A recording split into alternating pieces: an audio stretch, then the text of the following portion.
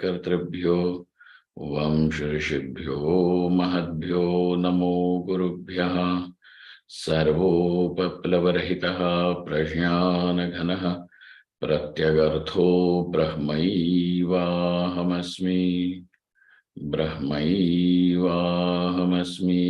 ओम वेदांतार्थविभासकाय गुरवे शांताय सन्न्यासिने नानावादी नगेन्द्र संघपवये योगीन्द्रवन्द्याय च मोहध्वान्तदिवाकराय भगवत्पादाभिधां बिभ्रते तस्मै भाष्यकृते नमोऽस्तु सततं पूर्णाय बोधात्मने ओम ब्रह्माहं यत्प्रसादेन मयि विश्वं प्रकल्पितं श्रीमत्स्वयं प्रकाशाख्यं प्रणौमि जगतां गुरुं यः परमात्मा जगत्सृष्ट्वा प्रविवेश पुनः स्वयं तं कृष्णं प्रत्यगात्मानं वन्दे गोपी मनोहरं यस्य प्रसादादहमद्वयात्मा विश्वं समस्तं मयि कल्पितं च तं सर्वलोकैकगुरुं सदाश्री स्वयं प्रकाशं गुरुमानतोऽस्मि गुरुणां चरणां भोजं प्रणिपत्य निरन्तरं तत्कृपालेशतोऽद्वैत चिन्ताकौस्तुभमारभे ओम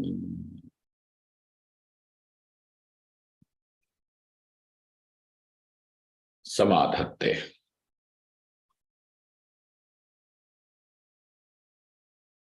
So, when Maya cannot be described or defined as Satya or Mithya, and for a moment, even if it is accepted as Satya, is Maya Bhinna or Abhinna?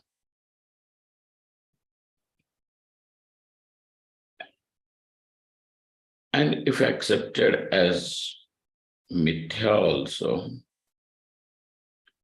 cannot be, it will lead to Anirmoksha Prasangaha. So, by giving various options, now the Purva Paksha has strengthened his position by saying that Maya in any which ways cannot be defined, and that which cannot be defined cannot be known, and therefore that which cannot be known cannot become evident, and hence to say that the Vachyartha of Tatpada is Mayopahita Chaitanyam itself now is flung out of the window, because Anupapannam, it is, the whole thing is Anupapannam, not rationally, logically proven. To these objections, now an answer is being given. Samadhatte shrunu iti. So that word shrunu in the original text goes to say it is a samadhanam, meaning a reply, a solution to this question, to this problem is being presented. And one thing to be remembered is, without defining Maya, you cannot proceed ahead. because the Maya is the conditioning of the consciousness, and consciousness with the conditioning of Maya is called as the Vachartha, the spoken meaning of the word Tat. And this Tat word is important because it happens to be the constituent of the sentence Tattvamasi. Without understanding, without having a clear understanding of the words employed in the sentence by itself cannot create the knowledge that it is meant to create. And therefore now this part is important. Now, because we want to justify that this Mayopahita Chaitanyam is Jagat Karanam, and in order to explain that, the teacher now already is going to explain that, but he gives a little prelude to it. Prelude is called as Upodghata. It is called as Upodghata. And well, you have a word prelude, you have the word Upodghata in Sanskrit, but what exactly do you mean by Upodghata? He says, therefore, Tasya janmadi karanatvam tatastha lakshanamiti vaktum tad upodghatatvena paramatmani sa drishtantam adhyas samanyam aha. Now he gives you an drishtanta. Sir, we did not ask you for an example to be provided. Why are you giving an example? So he says, Upodghatatvena, has a prelude so that it becomes a stepping stone. Sadrishtantam adhyasa samanyam aha. What is commonly a general explanation, a general understanding, in order to generate a general understanding about what is superimposition. Adhyasa samanyam sadrishtantam aha yatha iti. Yatha.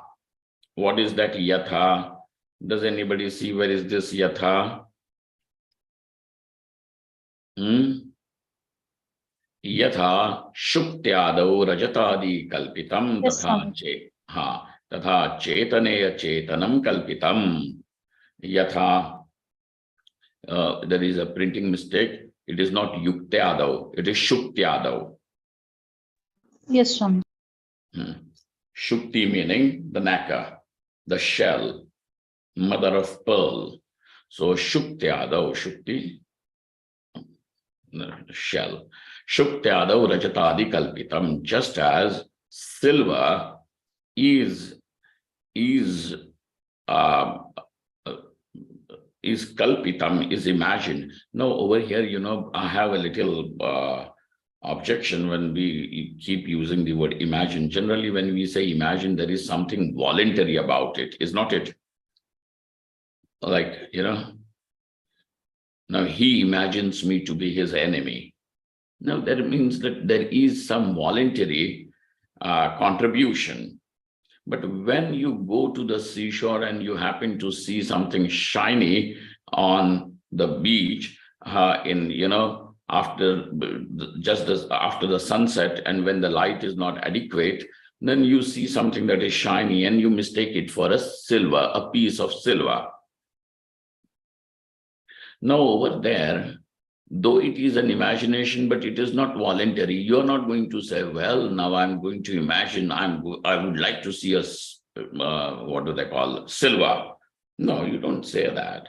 It is nothing voluntary. It is not willed. It just happens. And this is the whole thing about the superimposition, that superimposition is due to ignorance. And anything that happens due to ignorance, you don't control it. It simply happens. Correct?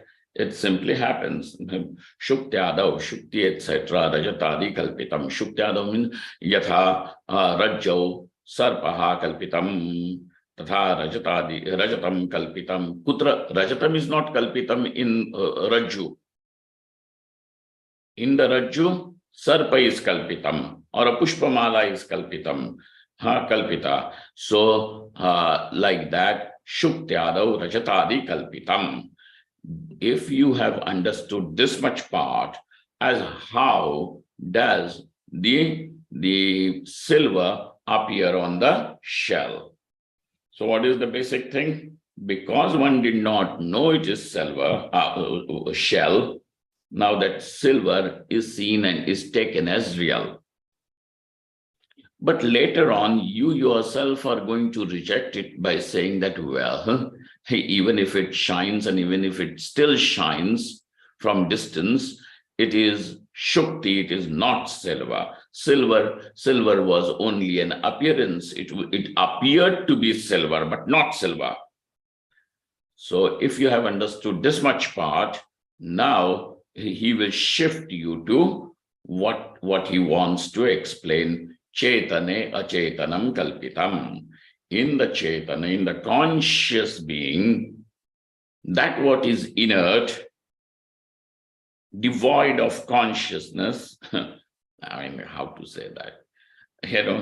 That what is inert, will not use that devoid of consciousness, okay? That what is inert is kalpitam, appears. Why are you giving this talking? We wanted to know about Maya and you're talking about Chetana, Chetanam. Because this is an upodghata. What is this? An upodghata. So he says, what exactly do you mean by this upodghata? And this is really nice. Pratipadyam artham buddhav sangrehya prageva tadartham arthantara varnanam upodghataha. Pratipadyam artham, that what has to be propounded, what has to be spoken, that what has to be delivered. Pratipadyam artham. Okay, that what has to be explained. Pratipadyam artham buddhav sangrehya.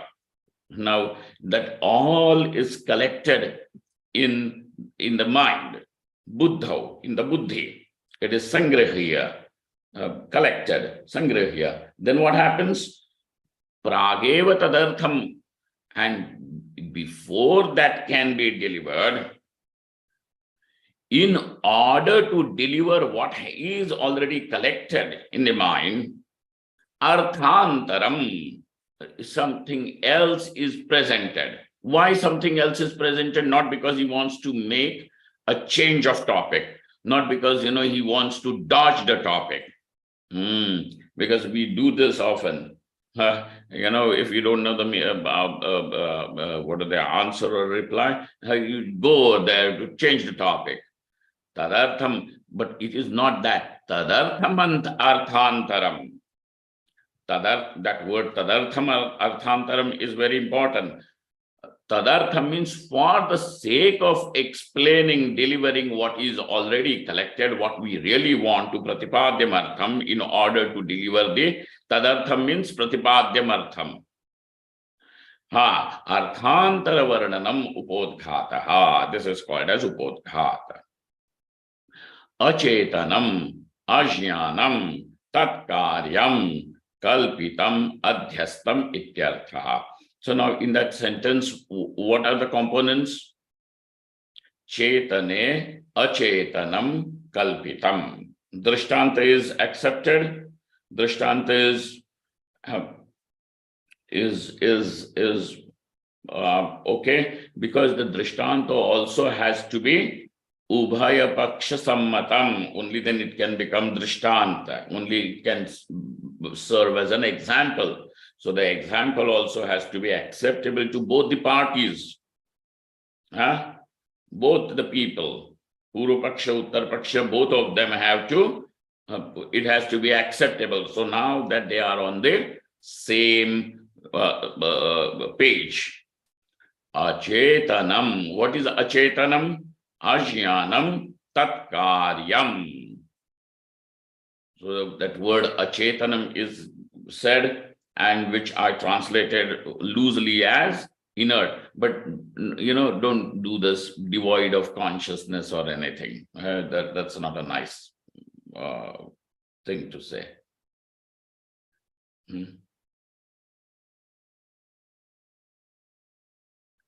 In a way, it can be said, but it will lead to a confusion and more difficulty in understanding. That's why at this point, just let us say, what is let us follow the text. What is achetanam? Ajnanam. And then tatkaryam. Tatkaryam means ajnana karyam. Both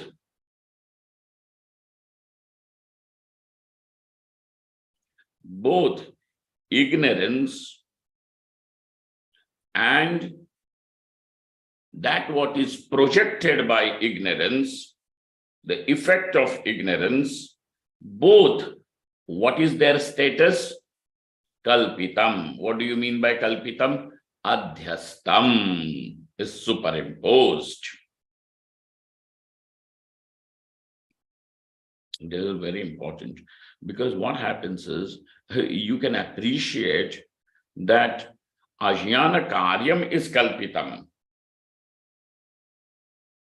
But what about ajnanam? What about ajnanam itself? Something that is projected by the ignorance can be understood as an appearance. But sir, what is the status of ignorance? This ignorance is also an appearance itself. Ajnanam tatkaryam. That's why the tatkaryam is also called as ajnanam only. It is not knowledge. Ajnanam tatkaryam kalpitam adhyastam ityartha. Okay. Furthermore, chetane brahmani achetanasya kalpitatve shrutartha pattim pramanam aha. Now, sir, you have made a very bold statement, and that statement is chetane achetanam kalpitam. That this achetana, whatever this ajnanam and tatkaryam is kalpitam, is adhyastam, is an appearance where in the chetana, in the conscious being. Now, please tell us,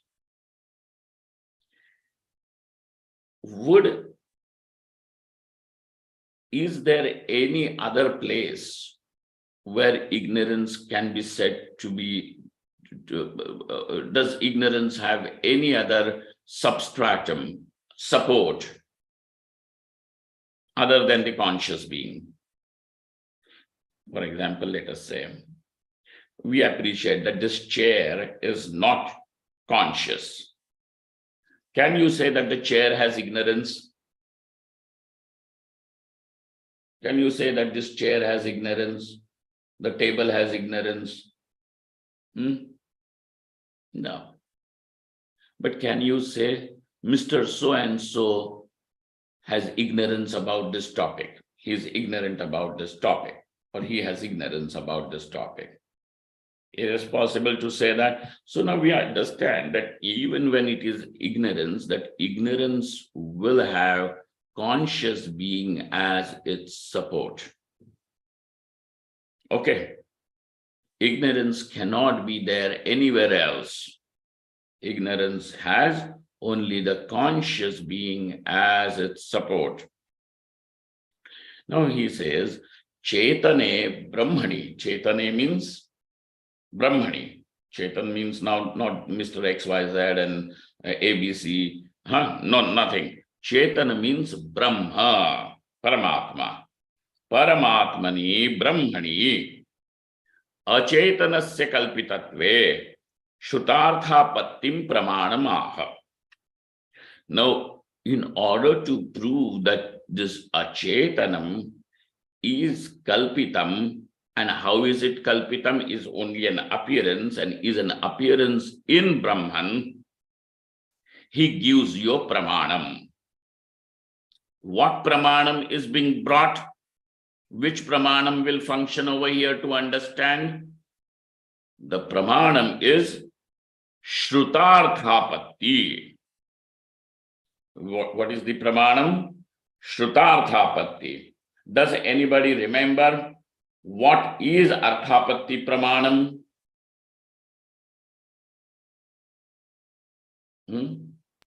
Yes, Swamiji. Pino Devadatta Divana Bhunte. Okay, ठीक है, ठीक है, ठीक है. और कोई बताओ, किसी को और कोई याद है? What is arthapatti? Swamiji, where Devdutt was fasting. I mean, not fasting. Apparently, in the day he was not eating, but yet he did not lose any weight. Okay, ठीक है. So so now what is प्रत्यक्ष? Concluded. एक minute, go step by step. Yeah. प्रत्यक्ष प्रमाण से क्या सिद्ध है? That he is not lost weight. No, he has not eaten and he doesn't lose weight. Yes. And for one whole month he is not eating and not lost even an ounce, 10 grams also. Yes. So we conclude that he must be eating in the night. But have you seen him eat at night? No. You did not see. So him eating at night is not what is pratyaksha provan. Yes. Can this be called as an inference? No, we just assume it. It's Okay, it is an assumption. But can this be called as, why can't it be called as an inference? Because now this is an arthapatti pramanam, which is different from anumana pramanam. You got it? अनुमान में व्याप्ति रहता है, इधर व्याप्ति नहीं. क्यों व्याप्ति नहीं है?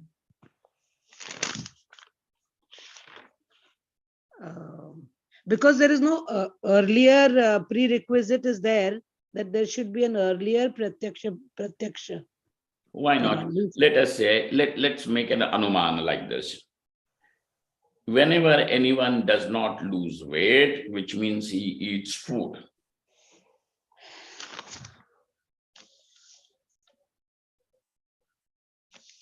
अनुमान हो गया, तो व्याप्ति तो हो गई ना. स्वामी जी रात को खाता है, that is not, it is not same. बिना खाए वजन घटता नहीं है. ये तो व्याप्ति है कि नहीं तुम्हारे पास? नहीं मिला, नहीं हो रहा है. Yes, स्वामी जी. इससे सिर्फ एक ही होता है कि वो खाता है, यही होता है सिद्ध. बट वो रात को खाता है. अनुमान से क्या सिद्ध होगा कि वो खाता है, लेकिन वो खाता होगा, होना चाहिए, इतना ही है. इतना ही है. लेकिन रात को खाता है, यह बात ना ही प्रत्यक्ष से सिद्ध है, ना ही अनुमान से सिद्ध है. बात समझ में आई ना?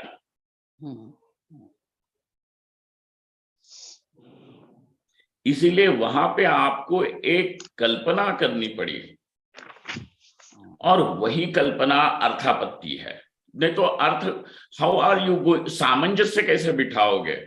Him not eating and not losing weight, इन दोनों दो घटनाओं का आपस में मेल कैसे बिठाओगे?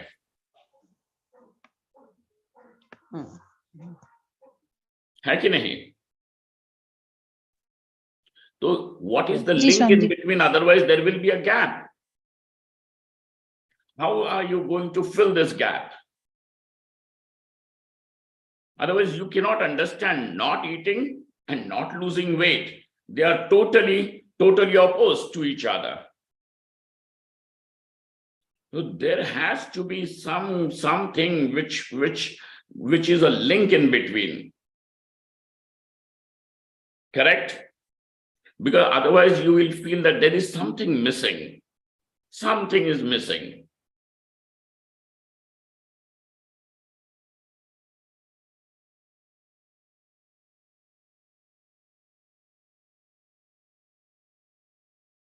है कि नहीं? बात समझ में आ रही है कैसे होता है? Yes. Yes, स्वामी. Yes, sir.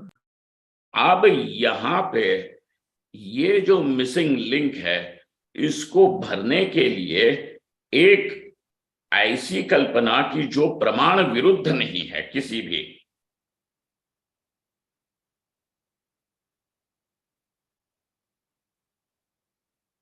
वो रात को खाता है, ये बात प्रत्यक्ष से असिद्ध हो सकती है क्या?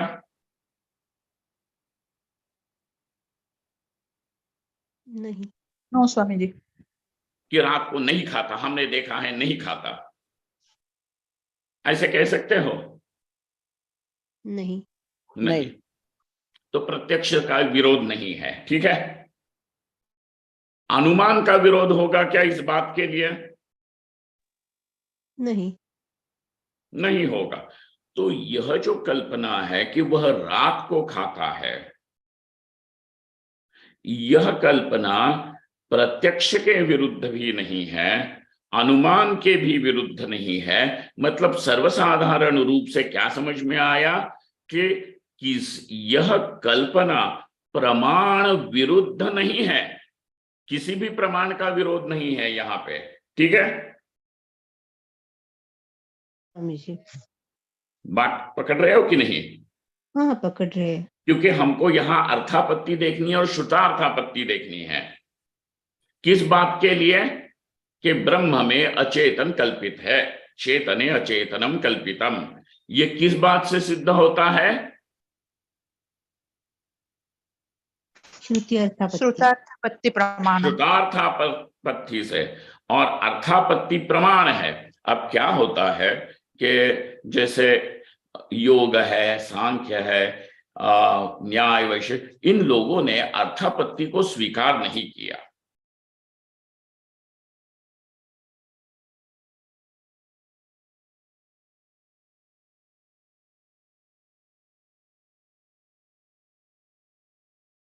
अर्थापत्ति प्रमाण को, जैसे योग की ही बात ले लो, तो वो तो केवल 3 ही प्रमाण स्वीकार करते हैं। वो बोलते हैं कि प्रत्यक्ष, अनुमान और शब्द, ये 3 ही प्रमाण हैं।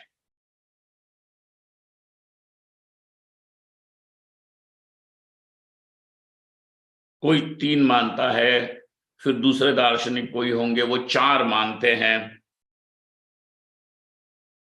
और बौद्ध आदि जो हैं वो शब्द प्रमाण को अनुमान के अंतर्गत ही कर लेते हैं।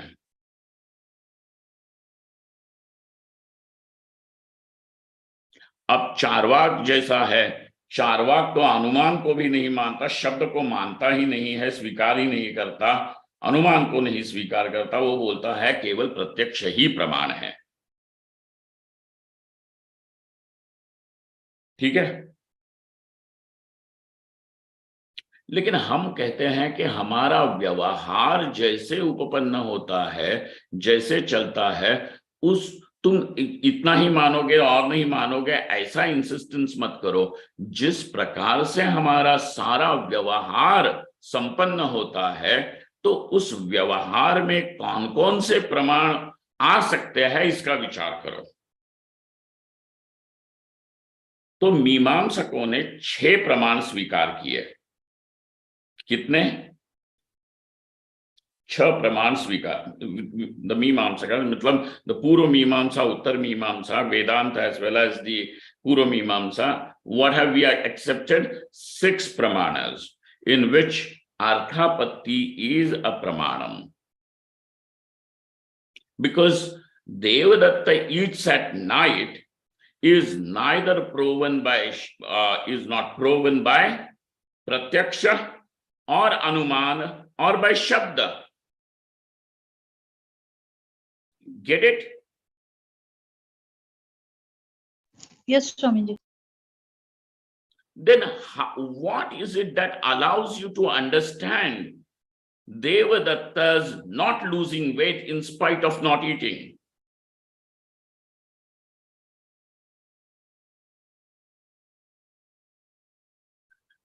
That Devadatta eats at night. What allows you to understand this fact about Devadatta? if you do not have arthapatti pramanam, but you can, there can be something like, but he eats without eating. That is all that you can say through anumana pramanam, correct? Through inference. जी स्वामी जी. कठिन हो रहा है क्या? नहीं जी. Shall No, we Swami skip ji. it? हाँ, समझ रहा है स्वामी जी. ठीक है ना? हाँ हाँ. ये व्यवहार आप कैसे सिद्ध करोगे? कौन से, अगर आप, if you are going to say that we don't accept other than these 3 pramanas or 4 pramanas, arthapatti is not what we want to act, how are you going to explain Devadatta's not eating during the day and yet not losing weight?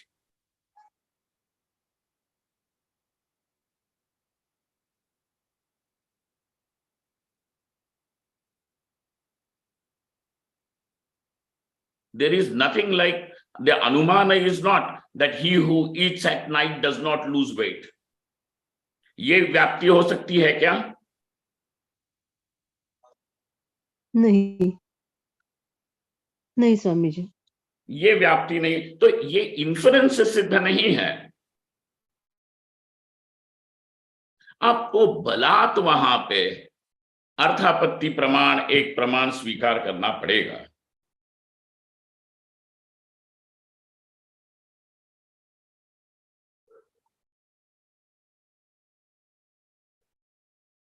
बात समझ में आ रही है? थोड़ा सा विषयांतर करके आपको बताते हैं. हाँ, अर्थापत्ति को एक किनारे कर दो थोड़ा सा, 1 मिनट के लिए.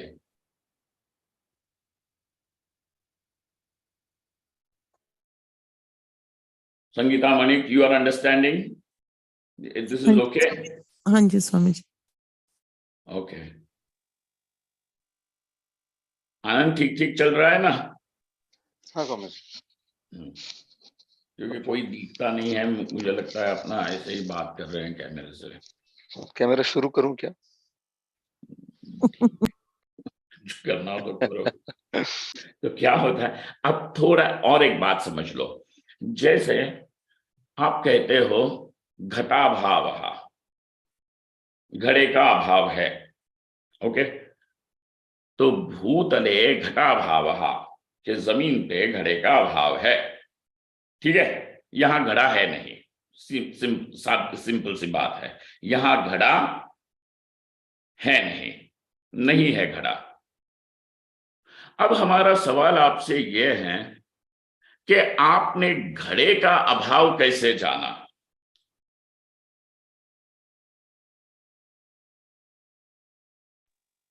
सीधे उधर दिखा नहीं. लेकिन दिखा नहीं मतलब आपको तो केवल भूतल दिखता है. तो आपने कहना चाहिए कि भूतल है.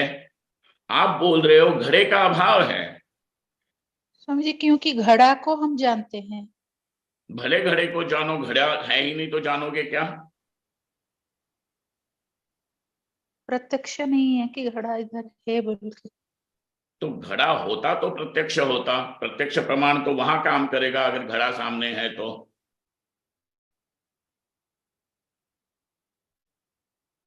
स्वामी जी, ये तो अनुपलब्धि है. तो घड़े का अभाव आपने कैसे जाना, ये सवाल है. You imagine? Is it an imagination? No, not imagination. भूतल का ज्ञान है. चलो ठीक है, भूतल नहीं है. तुम्हारी विषय इंद्रिय सन्निकर्ष हो रहा है कि भूतल दिख रहा है. ठीक है, भूतल विषय है ना. जमीन जो है वो तो तुम्हारे आंखों को दिख रही है. ठीक है, अभाव भी प्रत्यक्ष है. लेकिन अभाव प्रत्यक्ष हो रहा है. मतलब अभाव प्रत्यक्ष है, एक बात, ये सेंटेंस गलत नहीं है. लेकिन अभाव का ज्ञान क्या तुम्हें प्रत्यक्ष प्रमाण से हो रहा है, ये सवाल है. हाँ, हो रहा है. आंखों से देख रहे हो अभाव को? अभाव किसका है वो तो प्रत्यक्ष नहीं हो पाएगा।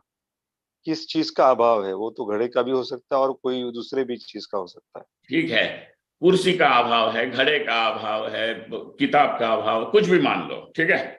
लेकिन हम पूछ रहे हैं कि इस अभाव को आपने कैसे जाना?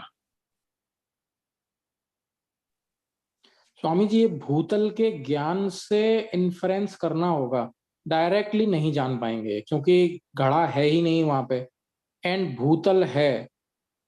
तो एक एक मिसिंग है यहाँ पे लिंक, जिसका डायरेक्टली नहीं कर सकते। आई मीन घड़ा हम जानते नहीं है तो हम कह नहीं सकते कि घड़ा नहीं है। तो जहां लेकिन जहां भूतल का ज्ञान होता है वहां वहां घड़े का अभाव होता है अथवा किसी वस्तु का अभाव होता है, ये इस प्रकार का इंफरेंस होगा? नहीं नहीं, ऐसा नहीं है। मतलब जब तुम घड़े को भी देखते हो तो भूतले घटोस्ति, भूतल में घड़ा है, तो भूतल के ज्ञान के साथ घड़े का ज्ञान हो रहा है ना। अगर भूतल के ज्ञान से तुम्हें घड़े का अभाव जान पड़ता तो यहाँ पे भूतल का ज्ञान और घड़े का ज्ञान साथ में कैसे हो रहा है?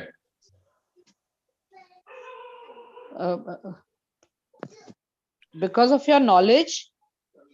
नहीं भाई, हम आपको कहाँ ले जा रहे हैं कि अनुपलब्धि नाम का एक विशेष प्रमाण काम करता है।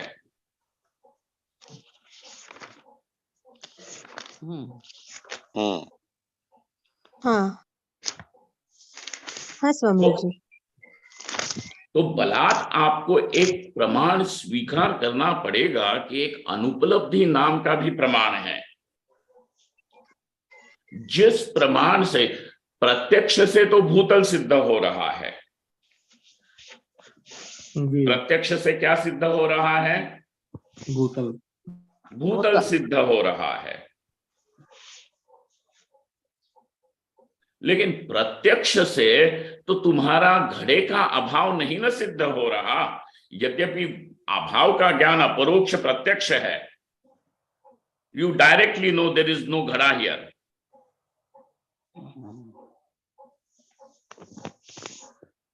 ठीक है जी स्वामी जी। स्वामी जी, यहाँ भूतल का अपरोक्ष ज्ञान है कि भूतल है, भूतल है, ठीक और है। यहाँ पे घड़ा नहीं है, उसकी अनुपलब्धि है, उसका भी अप्रत्यक्ष प्रमाण है। अप्रत्यक्ष प्रमाण, आई मीन सॉरी, अप्रत्यक्ष नहीं, अपरोक्ष। हाँ, मतलब ये भी तो तुम्हें अपरोक्ष है कि घड़ा नहीं है जी, अभाव है। ठीक है, घटो नास्ति।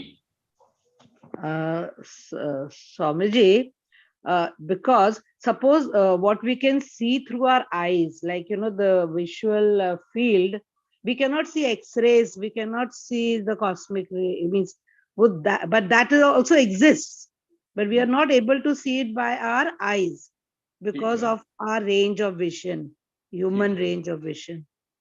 But that exists, but those X-rays do exist. But yet we don't say it is pratyaksha praman. X-rays exist. Why do you say X-rays exist? Because उसका इफेक्ट तुमको दिखता है। ठीक है, on the plate you see the effect. ठीक है। Yes. तो तुम ये कहोगे कि अगर एक्सरे नहीं होता तो ये उसका कार्य कैसे पैदा होगा? अरे बाप नहीं है तो बेटा कैसे पैदा होगा? Correct. Yes sir, yes sir. तो कार्य है तो कारण होना चाहिए। तो एक्सरे की जो सिद्धि है वो तो तुमने इन्फरेंस से कर दी, कार्य को देख करके कारण का अनुमान किया। वो तो तुम्हारा भले ही का इन्फरेंस से सिद्ध हो, लेकिन जैसे यहाँ घड़े का अभाव तुम्हें प्रत्यक्ष नहीं, अनुमान से नहीं, परंतु किस बात से है? अनुपलब्धि प्रमाण से हो रहा है, एक अलग प्रमाण है। Okay. There is another mechanism which operates as a means of knowledge that generates this knowledge. And that mechanism, we call it as Anupalabdhi Pramanam.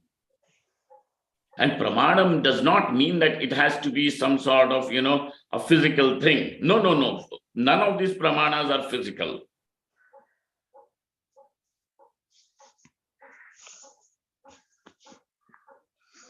समझ में आ रहा है ना? अनुपलब्धि प्रमाण के लिए घट का ज्ञान होना तो आवश्यक है ना? ठीक है, होने दो।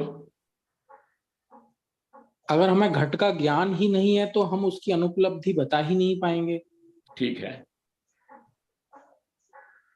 तो ज्ञान होने के बाद ही हम कह सकते हैं कि अनुपलब्धि प्रमाण रहेगा। ठीक है, लेकिन अभी तुम्हें किसका ज्ञान हो रहा है? भूतल।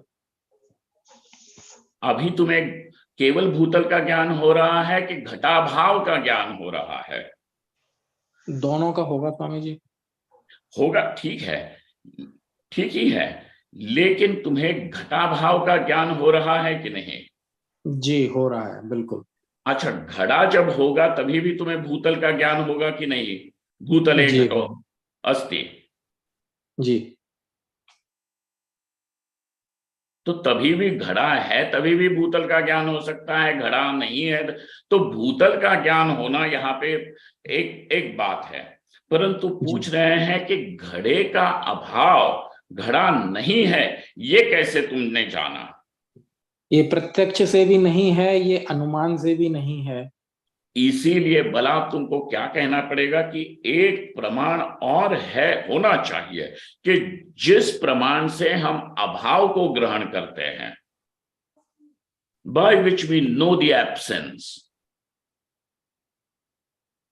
because absence is not cognized by प्रत्यक्ष प्रमाण। प्रत्यक्ष तो उसी को दिखाएगा जो है, जो नहीं है उसको प्रत्यक्ष कैसे दिखाए?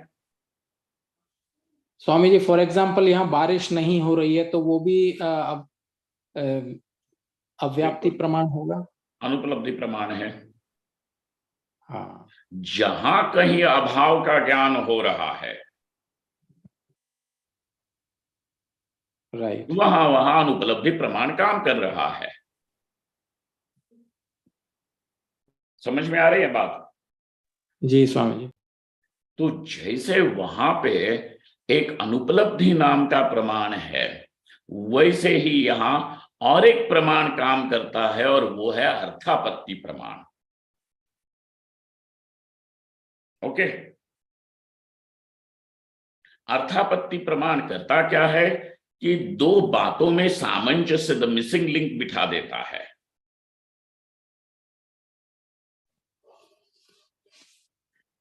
बात आई समझ में? जी। देवदत्त का दिन भर न खाना और देवदत्त का रंच मात्र भी कोई वजन न घटना, इन दो विपरीत घटनाओं में आपको कुछ न कुछ तो बीच में होना चाहिए। तो देवदत्त खाता होगा, ये तो अनुपलब्धि से हो गया, लेकिन देवदत्त रात को खाता है, यह ज्ञान आपको अर्थापत्ति प्रमाण से होता है। इसलिए अर्थापत्ति एक अलग प्रमाण है। ठीक है जी स्वामी जी। देशमुख, ठीक है ना?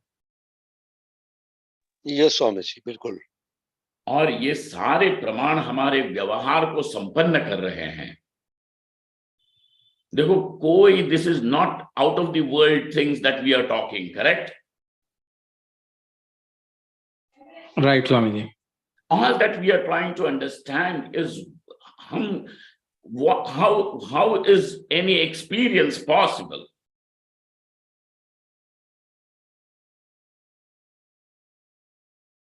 अब बात आती है कि जैसे अर्थापत्ति प्रमाण है, वैसे ही एक श्रुतार्थापत्ति भी होती है। श्रुतार्थापत्ति मतलब श्रुति का, श्रुतियों में एक सामंजस्य बिठाने के लिए एक अर्थापत्ति होगी। कैसी होती है वो दिखाते हैं। Actually, I'm not sweeping over these topics, but I'm going in detail. Puna ho raha hai. Puna in first chapter as if I'm teaching. Chalo. This is an exercise for you to. क्या बोले अब? इदम सर्वम इति अनेन प्रमाणोपस्थितम आकाशादि जड़ जातम प्रतिपाद्यते। चलो, go back to its कहाँ?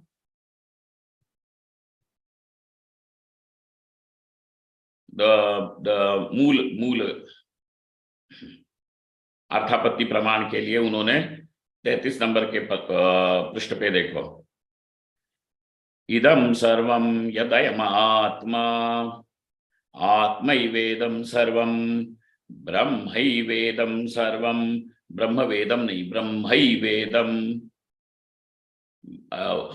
ब्रह्म का जो म है उसके ऊपर ये 2 मात्रा लगाना चाहिए।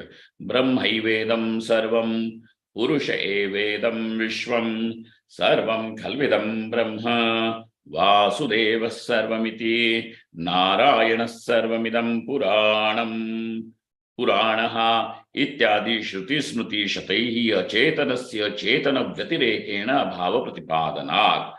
Now he is showing you that what अचेतनस्य चेतन व्यतिरेकेण अभाव प्रतिपादनात्, that अचेतन cannot exist without chetana.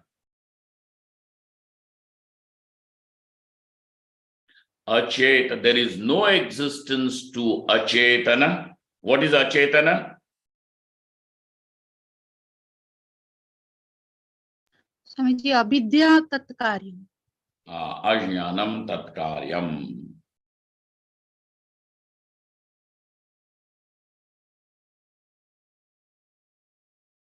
Achetana cannot exist without chetana.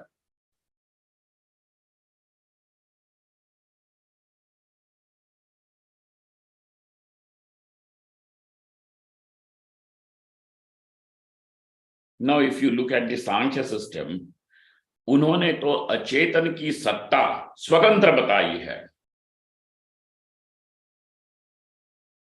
प्रकृति की सत्ता स्वतंत्र है,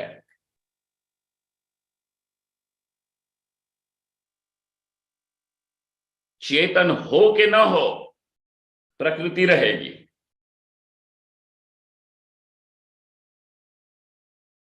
ठीक है, ये किनका कहना है?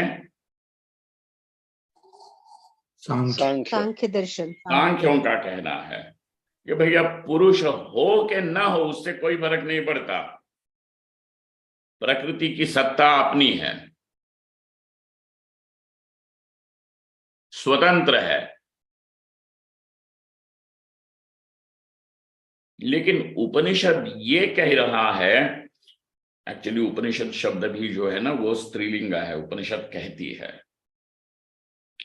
तो उपनिषद क्या कह रही है कि चेतन से स्वतंत्र सत्ता अचेतन की नहीं है। अचेतन दिखता भी है तो अचेतन का एक्सपीरियंस क्या है? अचेतन है। लेकिन यह जो होना है अचेतन का, existence, its reality is because of chetana. Like the Rajju Sarpa or Shukti Rachata. ठीक है, अचेतनस्य चेतन व्यतिरेकेण अभाव प्रतिपादनात्। तो हम पूछेंगे कि महाराज ये आपको, how did you know this? So now the reply to it is, we have known it through Shrutarthapatti. How have you known this? How did you know this? Arthapatti. Through the Pramanam called as Arthapatti, but which Arthapatti is this? श्रुति हाँ, श्रुतार्थापत्ति। तो यहाँ पे श्रुति की बात है। तो कौन सी श्रुति ने आपको ये समझाया, दिखा दिया कि चेतन से व्यतिरिक्त अचेतन की सत्ता नहीं है, अचेतन को स्वतंत्र सत्ता नहीं है, चेतन की सत्ता से ही अचेतन सत्तावान हो रहा है। रज्जु की सत्ता से ही सर्प सत्तावान हो रहा है, शुक्ति की सत्ता से ही रजत सत्तावान हो रहा है।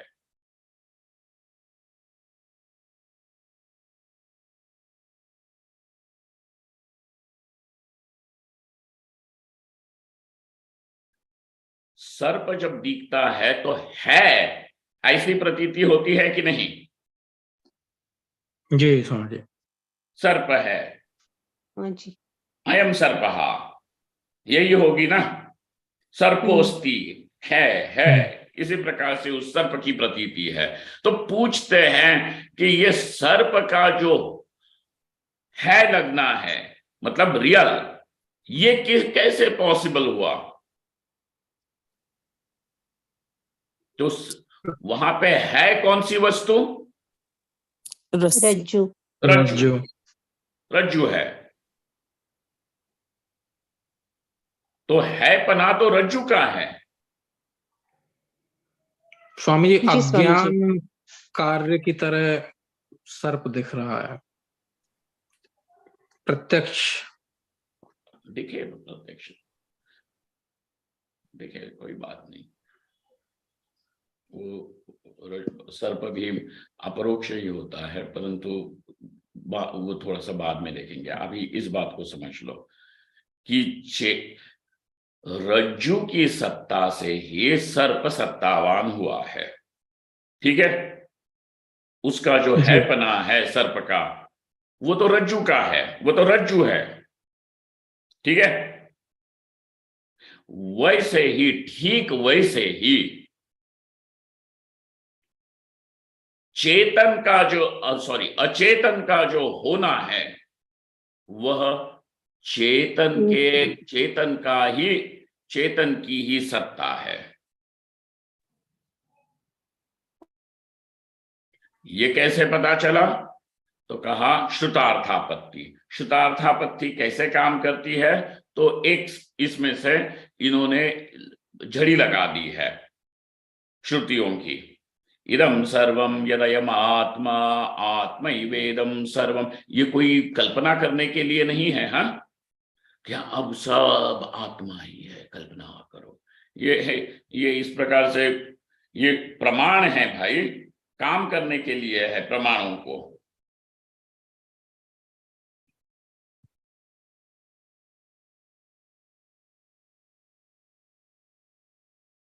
ये है कि अगर जिसको ये बात समझने में मुश्किल हो रही है, अब वो चाहे ये इस प्रकार से भीतर ही भीतर फीलिंग, भावना वगैरह उत्पन्न करे, सब आत्मा है वगैरह, and let that person, if he feels good, why should we be against it? But वो तो उपासना हो जाएगी, परंतु that will not be knowledge। जहां ज्ञान का संबंध है, यहाँ पे यह जो श्रुति है, ये तुमको कोई उपासना इत्यादि करने के लिए नहीं बोल रही है।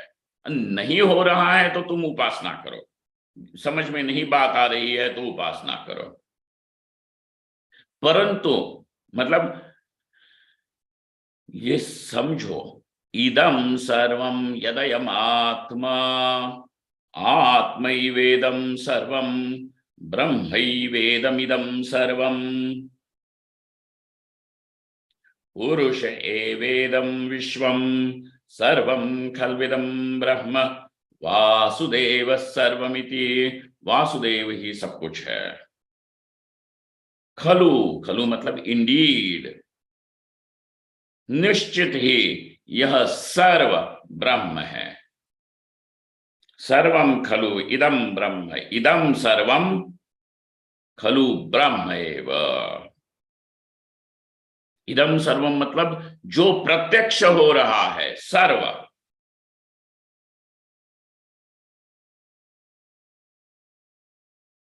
तो सर्व तो तुम, इदम सर्वम जो है वो तो तुम्हें कोई बिलीफ सिस्टम तो नहीं है ना, सर्व प्रत्यक्ष है, दिख रहा है, अनुभव में आ रहा है पांचों इंद्रियों से। इदम सर्वम, जो कुछ भी इदम प्रत्यक्ष हो रहा है। अच्छा, केवल प्रत्यक्ष नहीं, इस इदम में तुम जो अप्रत्यक्ष है उसको भी ढाल सकते हो, क्योंकि वो इदम पद का आस्पद बन सकता है। इदम सर्वम खल्विदम ब्रह्म, खलु ब्रह्म।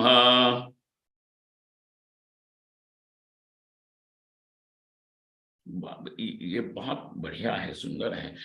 वासुदेव सर्वमिति नारायण सर्वमिदं पुराणः। हाँ, ये जो अब वाक्य आपके सामने है, श्रुतियां जो आपके सामने है, उन श्रुतियों के बारे में जरा देखो कैसा है, इनको समझना। तो बोला इदम सर्वम इति अनेन। अब इदम सर्वम क्या है अपना वाक्य, बोलो सरिता, कौन सा वाक्य इन्होंने लिया है?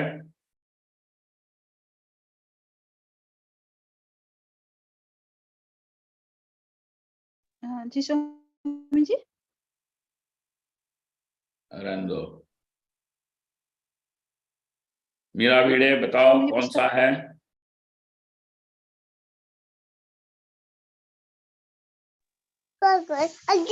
Happy birthday छबीजू।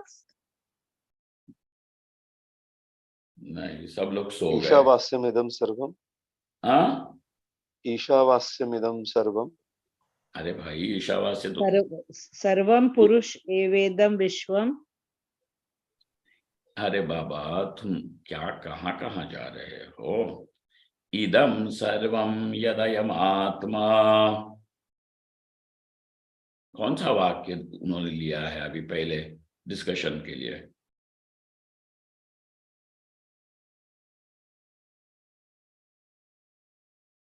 इदम सर्वम यदयम आत्मा, ईशावास्यम सर्वम लिया क्या?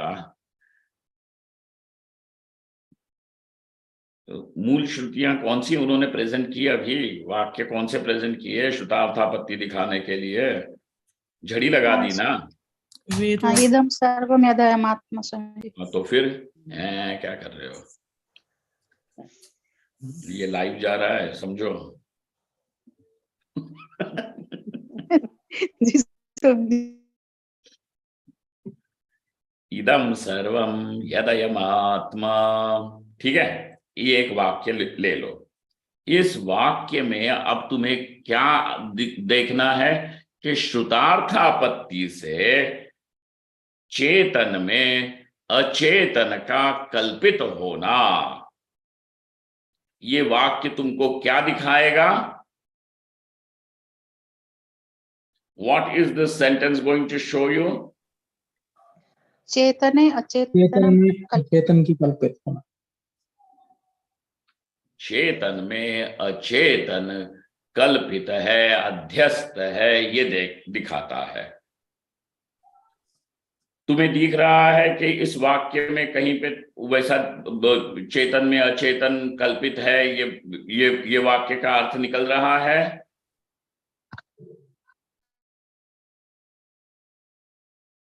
ये स्वामी जी, इदम सर्वम मतलब जो सारा प्रपंच है, तो इदम यदयम आत्मा। सर्वम यदयम आत्मा। ये स्वामी जी।